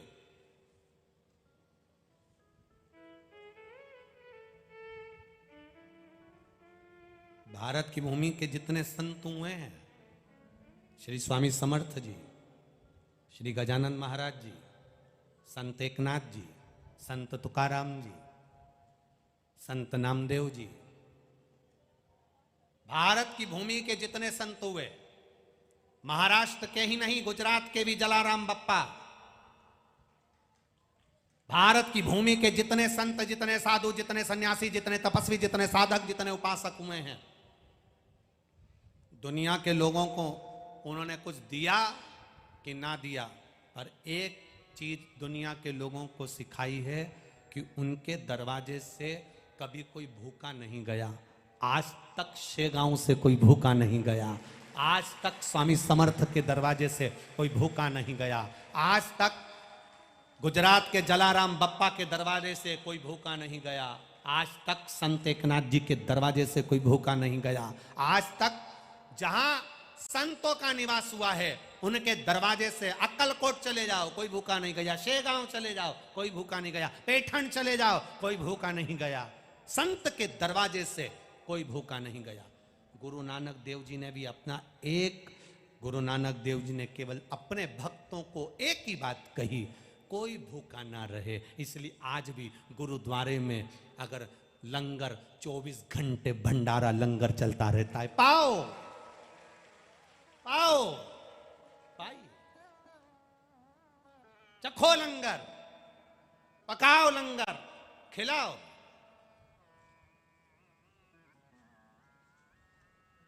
चौबीस घंटे में बस एक समय की अवस्था, आप आयो सुबह 10 बजे से 1 बजे तक आपको प्रसाद मिल जाएगा, शाम को फिर प्रसाद मिल जाएगा। ये संत व्यवस्था। अन्न दान से बड़ा दुनिया में कोई दान नहीं, जल दान से बड़ा दुनिया में कोई, गला पकड़ रहा, अन्न दान से बड़ा दुनिया में कोई दान नहीं, जल दान से बड़ा दुनिया में कोई दान नहीं, अभय दान से बड़ा दुनिया में कोई दान नहीं। जब आओ तब पाओ। कुछ तो है अकोला की भूमि पर रहने वालों पर। मुझे लगता है यहाँ जो हवा चलती होगी वो शेगांव से होकर चलती होगी, इसलिए सब संत हैं।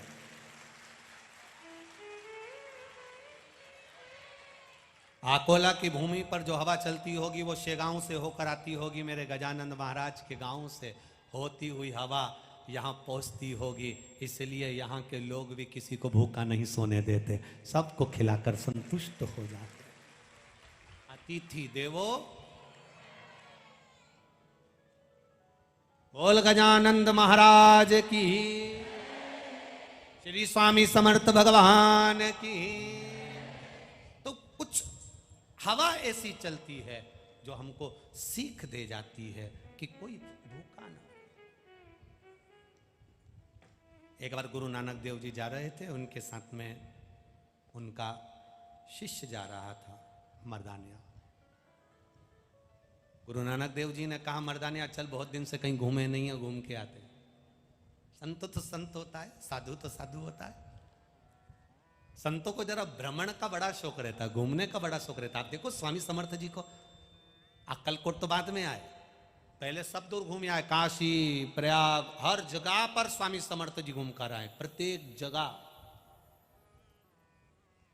हर जगह पर स्वामी समर्थ जी घूमे, प्रत्येक जगह।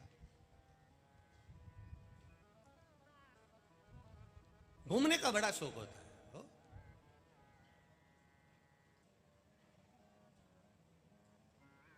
कल कोई कह रहा था, गुरुजी अकोला घूमे कि नहीं घूमे? हमने कहा हम पहले घूम लिए बचपन में अकोला। हम पहले अकोला 2 बार आ चुके हैं। हो माहेश्वरी भवन में पुष्टि मार्गीय सुबोधनी श्रीमद् भागवत कथा लगभग 18 से 20 साल पहले करी थी। और उसके बाद में एक सराफा परिवार, स्वर्णकार परिवार, वर्मा परिवार, एक उनकी भी कथा उसी महेश्वरी भवन में। वो महेश्वरी भवन में महेश्वरी महिला मंडल ने उस समय पर कथा कराई थी 20 साल पहले। 20 साल पहले 2 बार आए थे, तब पूरा अकोला घूमकर चले गए थे।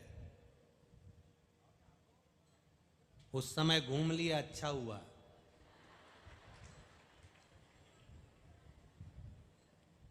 अभी तो तुम ट्रेन में नहीं घूमने देते तो अकोला क्या घूमने दोगे?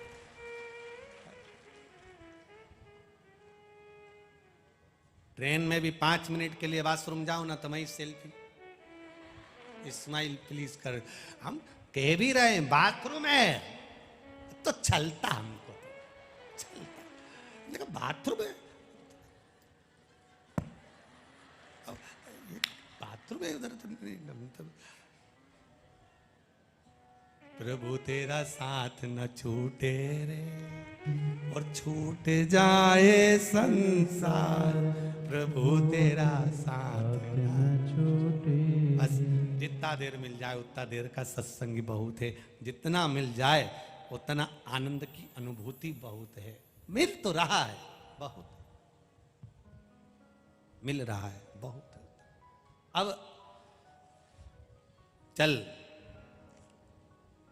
मर्दानिया, चल घूम के आते। संतों का एक शौक होता है घूमना, भ्रमण करना।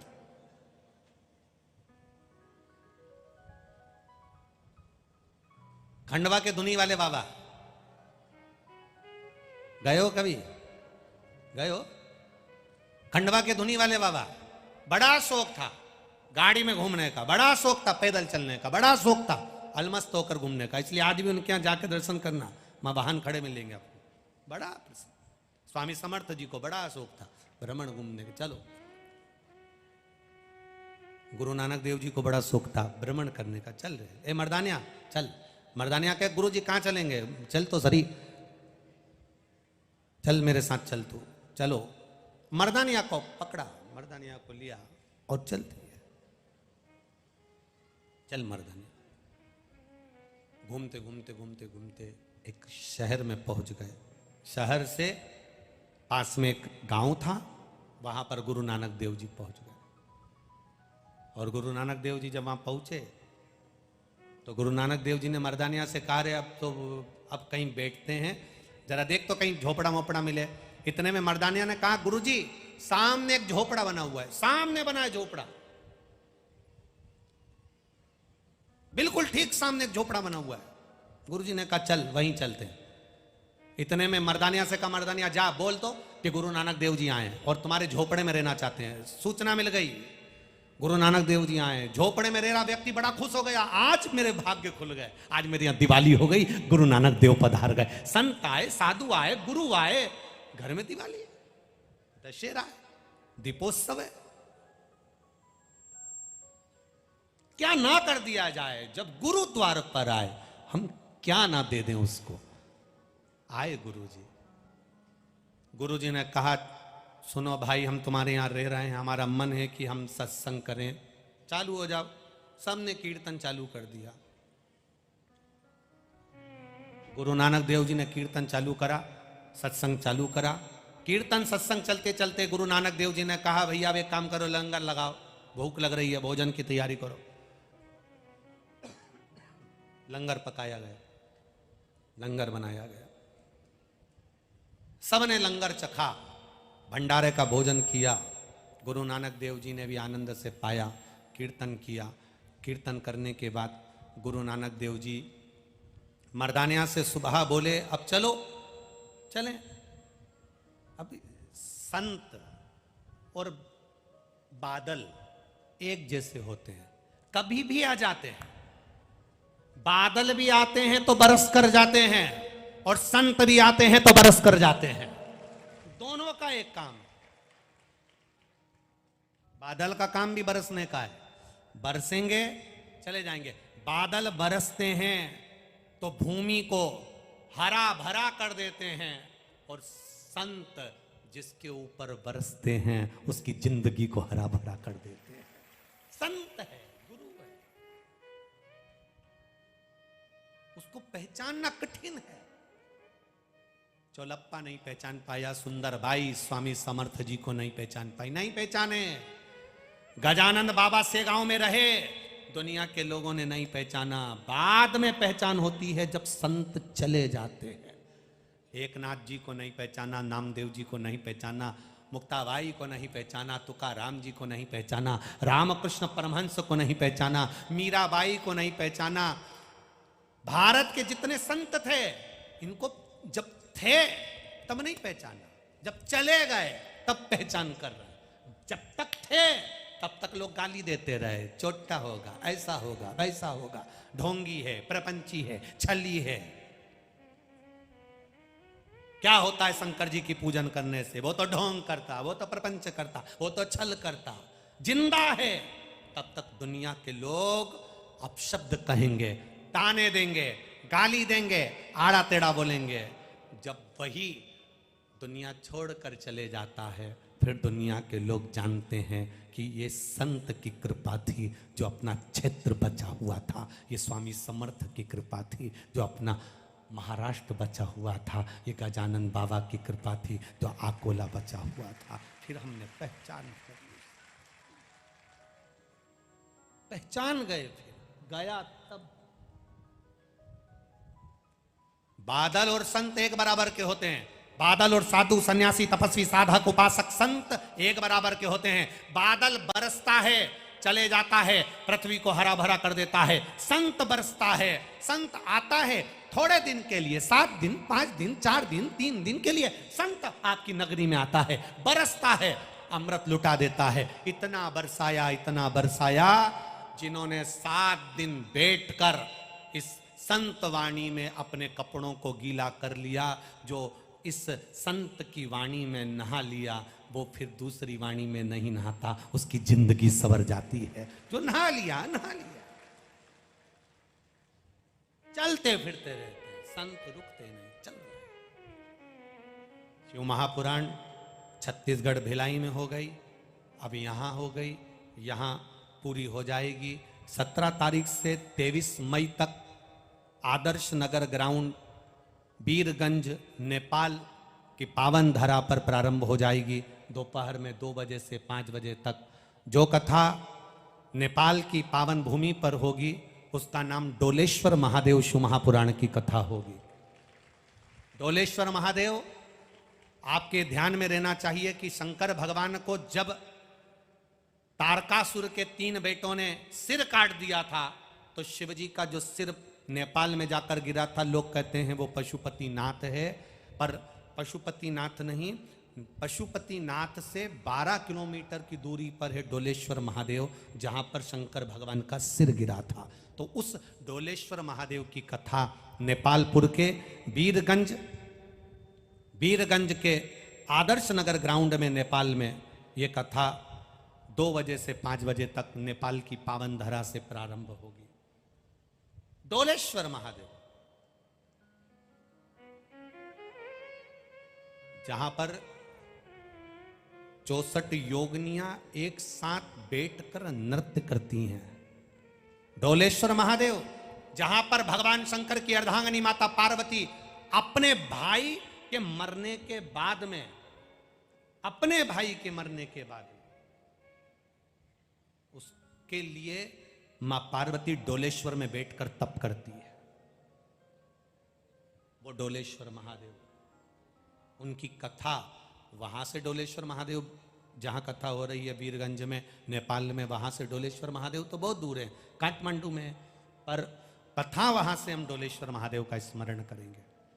वो डोलेश्वर महादेव की कथा मूल ये है कि किसी का जो एक्सीडेंट हो जाता है, जो मर जाता है तड़प कर, या उसके प्राण स्पॉट पर ही समाप्त हो जाते हैं, एकदम अटैक आया और स्पॉट पर ही वो मर गया, उन जीवों का कल्याण किस तरह से हो, उसके लिए ये डोलेश्वर महादेव की पावन शिव महापुराण की कथा। जिस नारी का 2 महीने का या 3 महीने का बच्चा होता है, फिर मर जाता है, फिर रहता है, फिर मर जाता है, फिर रहता है, 2-3 महीने में फिर गर्भ गिर जाता है, उसके लिए या उसके परिवार के लिए वो डोलेश्वर महादेव शिव पुराण अवश्य सुने, उसका स्मरण अवश्य करें। 17 मई से 23 मई 2 बजे से 5 बजे तक आस्था चैनल पर नेपाल से ये कथा आएगी। शिव भक्ति का स्मरण करें, भगवान शंकर का गुणगान, शिव भक्ति की ओर अग्रणी। कहा मर्दानिया जा, सामने झोपड़ा है, मर्दानिया ने झोपड़े में जाकर कहा गुरुजी आए हैं, रुकेंगे। रात फेरे, सत्संग किया, भजन किया, लंगर चखा, भोजन किया, भंडारा किया, बाद में चल दिए। अब चलते चलते जब जाने लगे तो गुरु है, गुरुजी जब जा रहे थे बड़े सब आनंद में जाने लगे। गुरुजी ने मर्दानिया से कहा, अपने चेले से कहा, एक काम कर, जाके झोपड़े को तोड़िया। अरे गुरुजी, उसी झोपड़े में तो रात रुके थे, उसी झोपड़े में रात रुके थे, और हम उसी झोपड़े में रात रुके और उसी झोपड़े को तोड़ दें, ये कहां की रीति है? अपन तो उसी झोपड़े में रात रुके, अच्छा लगेगा क्या? गुरु तो गुरु होता है, जो परमात्मा और गुरु आपके लिए सोच सकता है वो कोई नहीं सोच सकता। गुरु जी ने कहा, जब तेरा काम है तोड़ना, तू जाके तोड़ दे, बस जा तोड़ दे उसको। अरे गुरु जी, जिस झोपड़े में अपन रात रुके हैं गुरुदेव, उस झोपड़े को कैसे तोड़ सकते हैं? उस झोपड़े को अपन कैसे तोड़ दें? गुरु जी ने कहा, तू मेरा कहना नहीं मानेगा क्या? तू गुरु है कि मैं गुरु हूं? अरे गुरु जी आप ही गुरु है, तो फिर जा झोपड़ा तोड़ करा। अरे जिसमें अपन रात रुके, कितनी सेवा करी बेचारे ने, उसकी पत्नी ने, उसके बच्चों ने, भोजन बनाया, खिलाया, लंगर लगाया, और आप कह रहे झोपड़ा तोड़िया, जा तोड़ के आ जा। गुरु जी ने मर्दानिया को भेजा, मर्दानिया ने देखा झोपड़ा तो झोपड़ा था, 4 बांबू पे, 4 बांस पे तो झोपड़ा टिका था, उन्होंने चारों बांस नीचे गिरा दिए, झोपड़ा टूट के नीचे गिर गया। अब झोपड़ा टूट के जैसे ही नीचे गिरा, उसमें रहने वाले कहने लगे, भैया काय को तोड़ रहे हो, हमारा छोटा सा झोपड़ा है, छोटा सा घर है, क्यों तोड़ रहे हो? गुरुजी ने कहा है। इतने में गुरुजी ने कहा है, हाँ। तो उन्होंने तो इतनी देर में बात चल रही थी, तोड़ तुड़ा के सब एक करके मर्दानिया और गुरुजी दोनों चल दिए। अब घर में रहने वालों का मन इतना दुखी हुआ, काय का गुरुजी है। शिव भक्तों के मन में रहती है, उनका दीदार हो जाए, बस इस दुनिया में उससे बड़ा सुख हमारे जीवन में नहीं हो सकता। और हम सभी देख रहे हैं बाबा भोलेनाथ की सुंदर कथा, यहाँ अकोला क्षेत्र में आप सभी को ज्ञात है। सुबह 8 बजे से इस कथा हो रही है और रात्रि को 3 बजे से 4 बजे से भक्तों का तांता आने का चल रहा है। ये निरंतर भक्तों का जो जन सैलाब निरंतर बढ़ता जा रहा है।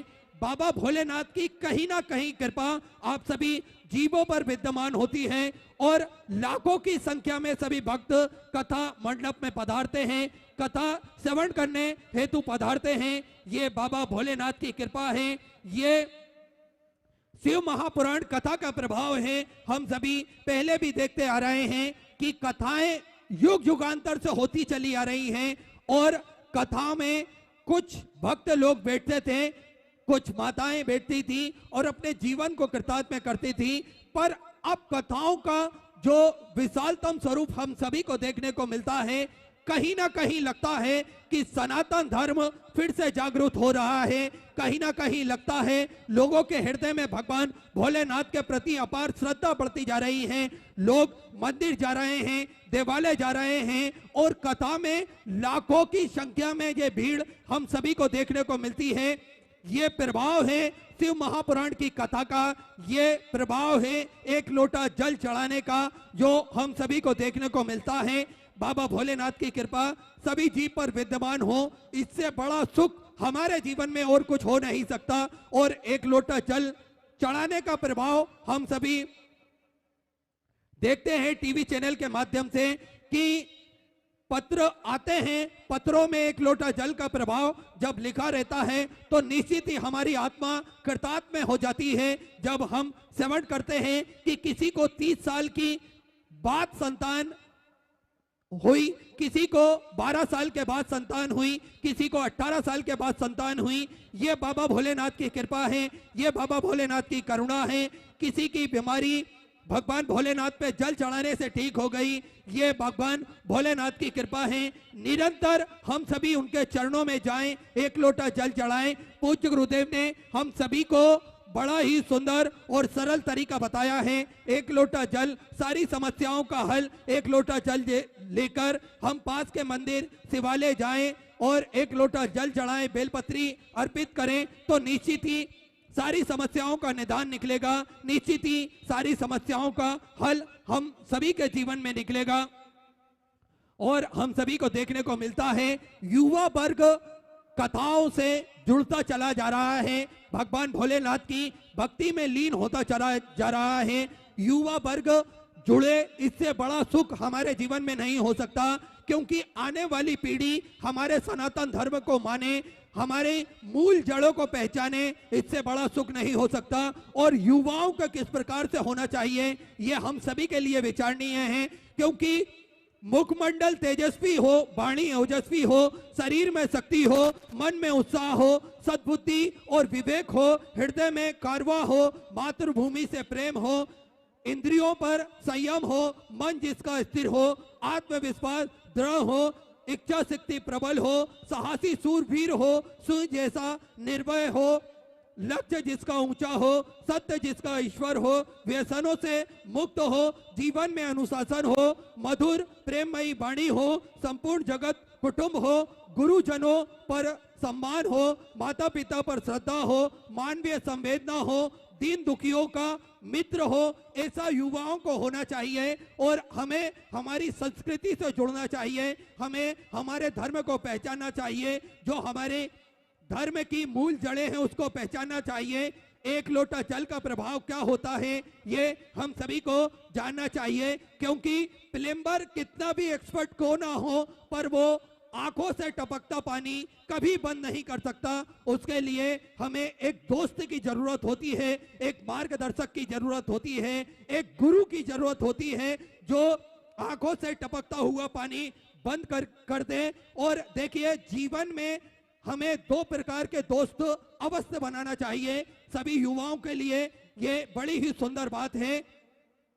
जीवन में हमें 2 प्रकार के दोस्त ऐसे अवश्य बनाना चाहिए।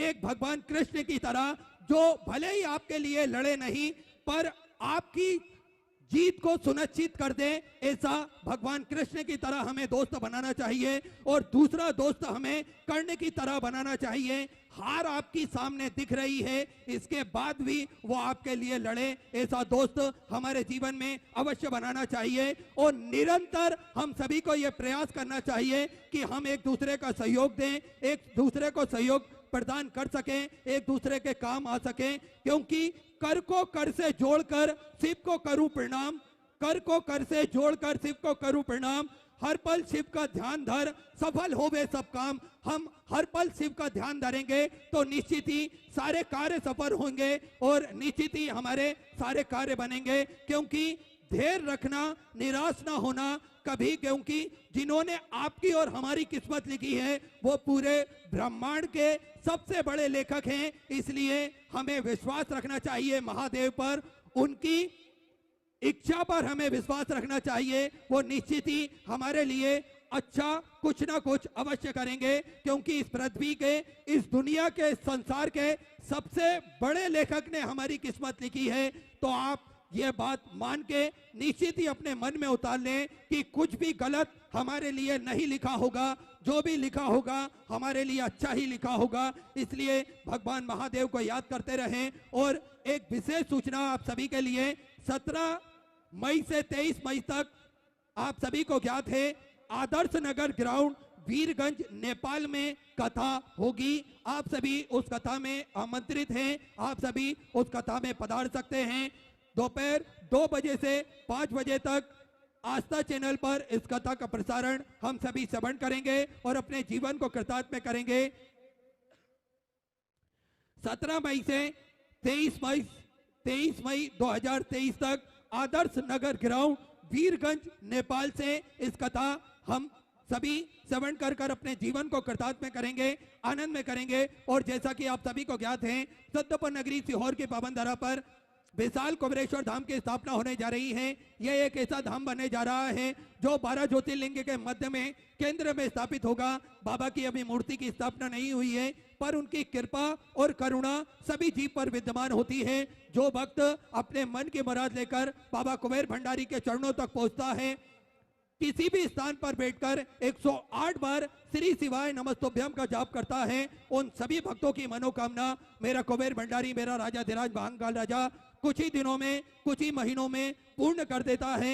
ऐसी बाबा की धरा, शंकर कंकर शंकर की वो धरा, कंकर शंकर की वो भूमि जो प्रतिदिन भक्तों को निरंतर आना जाना लगा रहता है। निरंतर बाबा की भजनों की धुन हम सभी को श्रवण करने को मिलती है और कई कथाएं हम सभी ने उस स्थान से श्रवण करी है बाबा भोलेनाथ की। तो निरंतर आप सभी को ज्ञात है कि श्री विश्लेष सेवा समिति के सानिध्य में कुबेर भंडारी के चरणों में सुंदर कार्य चलते हैं सेवा के।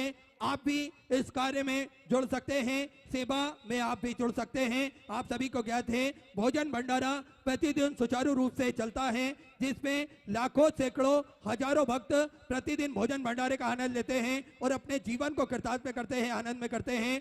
वृद्धाश्रम का निर्माण कार्य चल रहा है। गौ माता की सेवा प्रतिदिन सुचारू रूप से चलती है और प्रतिदिन गौ माता की सेवा में आप सभी का सहयोग प्राप्त होता है। एक गौशाला का निर्माण और किया जा रहा है, आप सभी को ज्ञात है। एक गौशाला और कुबेर भंडारी के चरणों में बनाई जा रही है, जिससे गौ माता को रुकने की व्यवस्था और ज्यादा सुचारू रूप से की जा सके और विशालतम स्वरूप उस गौशाला को दे सके। श्री विश्लेष सेवा समिति के सानिध्य में एक गौशाला का निर्माण कार्य भी शीघ्र प्रारंभ होने जा रहा है। आप सभी को ज्ञात है कि 251 कमरों की एक विशालतम धर्मशाला जिसका निर्माण कार्य प्रारंभ हो चुका है। अक्षर तृतीया से पूज्य गुरुदेव ने जिसका भूमि पूजन करा है और उसका निर्माण कार्य प्रारंभ हो चुका है। आप भी इस पावन पुनीत कार्य में सहयोग प्रदान कर सकते हैं, एक कमरे का निर्माण करवा सकते हैं। भक्तों के लिए हॉल की व्यवस्था भी वहां पर की जाएगी, हॉल भी बनाया जाएगा, जिस हॉल में आप भी जो भी सहयोग राशि आपसे बन सके उस हॉल में आप प्रदान कर सकते हैं। एक कमरे के निर्माण हेतु जिन दानदाताओं ने, जिन भामाशाहों ने अपनी सहयोग राशि प्रदान करी, उन सभी पावनसारी पुण्यशाली दानदाताओं के नाम स्वर्गीय नंद किशोर जी, गीताबाई जी चौधरी की स्मृति में अर्चना सत्यनारायण जी चौधरी द्वारा हाथुनिया इंदौर मध्य प्रदेश से सुंदर आपने एक कमरे का निर्माण हेतु संकल्प लिया और अपने जीवन को कृतार्थ में करा, आनंद में करा। बहुत बहुत बधाई। सुंदर विचार आपके, सुंदर स्वराशि समृद्ध की।